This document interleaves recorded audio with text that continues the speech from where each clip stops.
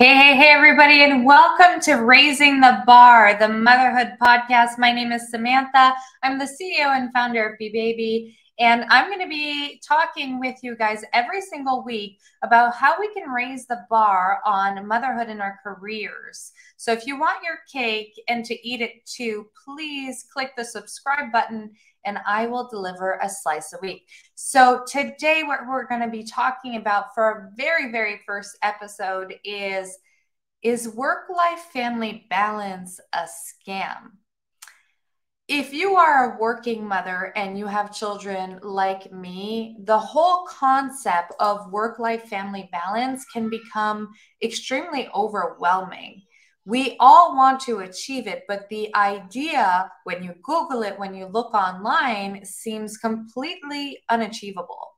The reality is that the expectations on mothers today are at an all-time high, yet the support is very low. We're expected to work as though we don't have children and expected to parent as though we don't have a job. Now, for many of us, this is not something we're willing to sacrifice. We want to be a very present and purposeful mother, but we also want to kick ass at our jobs. Personally, I am the CEO and the founder of BeBaby, a very large international company where we help mothers and their children get the sleep that they need. We simplify everyday life for parents through strategies, and we help them become extremely confident in their parenting by giving them unlimited guidance and advice. And I have been growing this company for the past 5 years. While also having 5 children. So work-life family balance is a subject that touches home. And I find that if you look on social media, if you look on YouTube, the idea of work-life family balance is extremely strict and severe. Like, what they recommend are boundaries that are very clear and unflexible. Like, you should work between that time and that time. Once the evening comes, you should never answer emails or messages or do any work at all. Same thing for the weekends. And I find that the advice is very one-sided. Like, you're looking for work-life family balance because, assuming, like me, you want to have your cake and eat it too, which means you want advice on both sides of the coin. We only get advice on one side of the coin, which is the part to protect our home life, which I appreciate oh so much. I mean, I have a lot of children and I love them very dearly. That's why I had so many.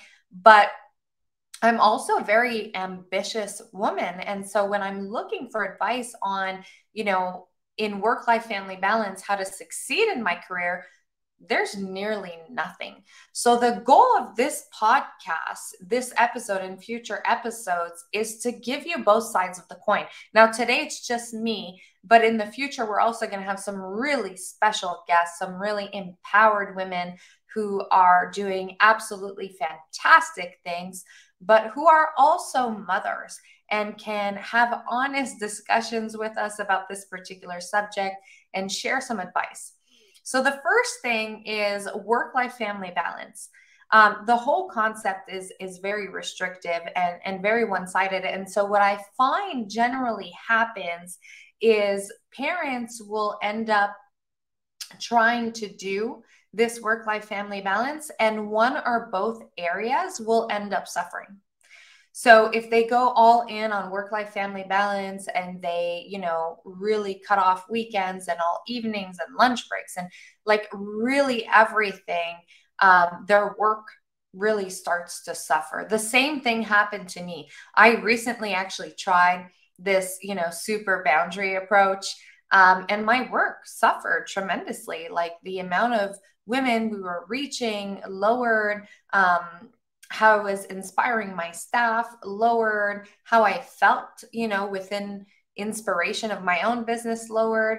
But on the other side, we often feel, this guilt if we're going all in into our careers, and then we end up sort of shifting back and forth.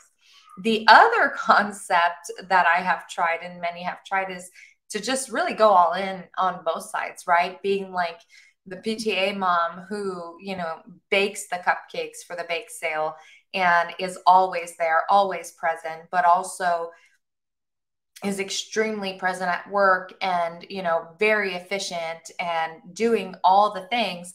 But what she ends up sacrificing is sleep. And as a result, she ends up burning out. She gets, sick. And then one or both parts falls apart. So the end result I have found when you're trying to do this concept of work-life family balance is one or both areas end up crashing, and it's usually both. And so people just go through the cycle, right? Of like, I'm doing the balance, my work suffers, I'm going all in on both, I crash, and then I go back into balance to recuperate, but then my work suffers, and so on and so on. And I personally have tried both. I mean, I'm a student. I love trying, everything. I'm a student of life. And it just hasn't worked out for me, like at all. And for me, it is not acceptable to not be a present and purposeful mother and raising the bar on my parenting, but it's also not acceptable for me to not raise the bar on my career. Like, I have built this company from the ground up. The mission of changing the paradigm of motherhood, one woman at a time, is extremely important to me. And I want to do all the things. And I always want to do more. So what I ended up finding out is the whole concept of work-life family balance is actually a scam. Now, before you go like crying to the wolves and saying, Sam, you're nuts, like, how are we supposed to do this if we're putting aside the whole idea of work-life family balance?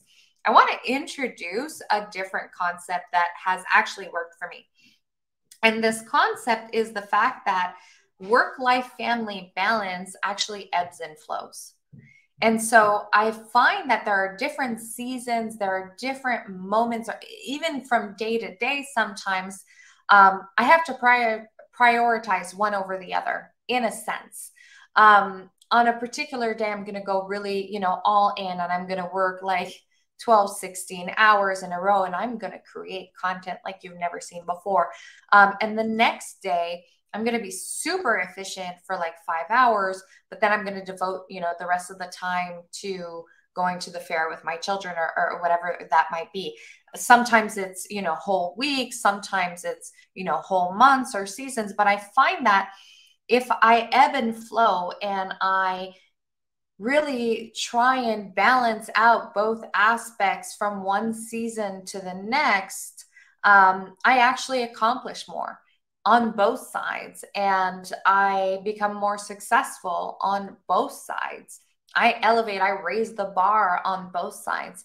So I think that instead of trying to achieve this perfect daily balance of work-life family, and that concept, I think we have to accept that it ebbs and flows. And so my concept of it is, what you need to do is you need to become so efficient in your parenting and in your work life that you can bank.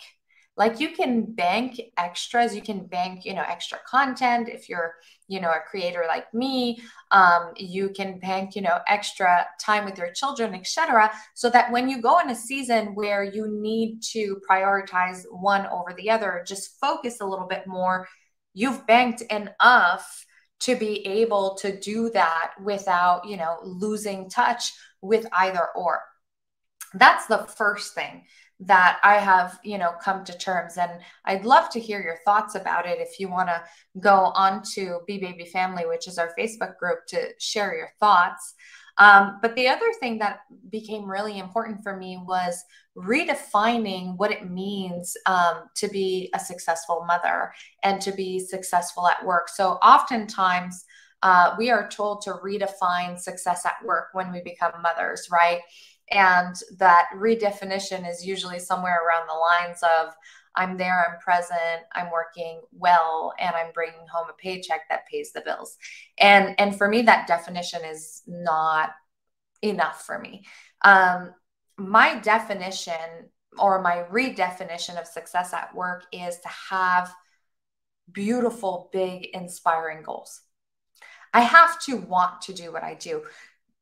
I have to be motivated to achieve something if I want to grow. Otherwise, I'm just going to stay at that same stage. And so I feel like I need like a heart goal.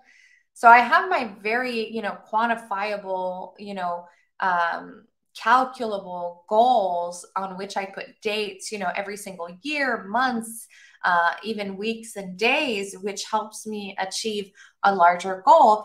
But I also need like a heart or a spiritual goal that underlines all of that, like some sort of reason for everything that I do. And even if you don't work for yourself and you work for another company, I mean, if you're career driven, there's something that led you to do what you do. And so you need to take a moment to reconnect with that. That's the first thing, because otherwise it just becomes a job. It just becomes paying the bills, and that is not motivating at all.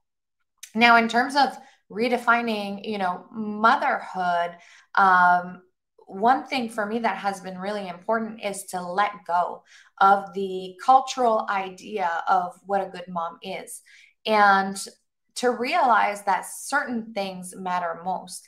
And so if you want to redefine motherhood in what matters most to you and your children, usually it'll come down to maybe 2 or 3 sentences.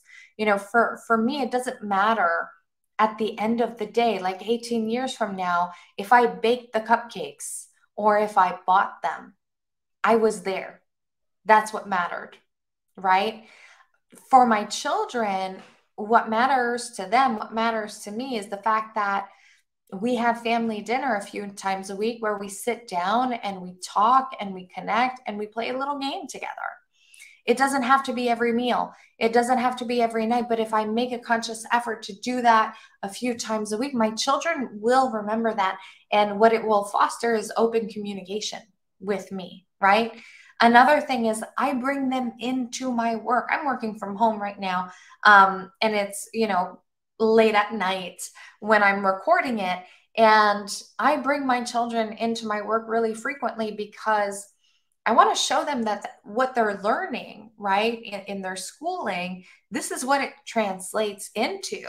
There's an end result to this, and it's a good end result, and it's a fun end result, and it is a rewarding one. So I teach them certain things and I involve them. And so what they're going to learn from that is, to take pride in their work, to have a good work ethic. They're going to learn along the way, math and all of these different, skills.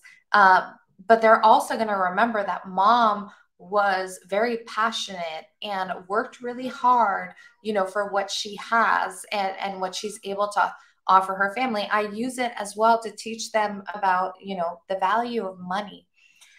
At the end of the day, your house being perfectly clean doesn't matter as much. The fact that you use, pre-made box delivery meals, but that they're healthy, it's all good. So you need to redefine what it means to be a successful mother to you. And you need to completely block out everybody's opinion, including my own.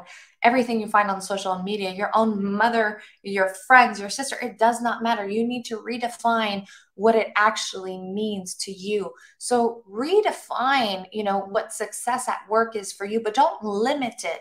And the same thing with being a mother, like what really matters at the end of the day for you and for your children, and focus on those 2, 3 key factors, both at work and in your family life.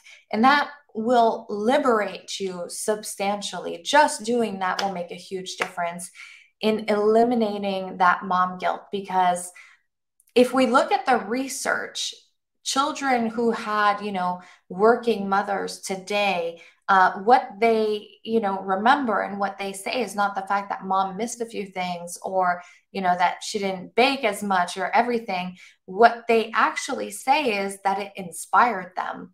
A lot of them go on to have higher education at higher rates than, when they don't have a working mom. And they end up pursuing larger goals. Now, I was a stay-at-home mom in the very beginning. I love it. And for those who choose to be a stay-at-home mom, I believe it's a profession in itself. But I love my career. I absolutely love my career. And I want my cake, and I want to be able to eat it too.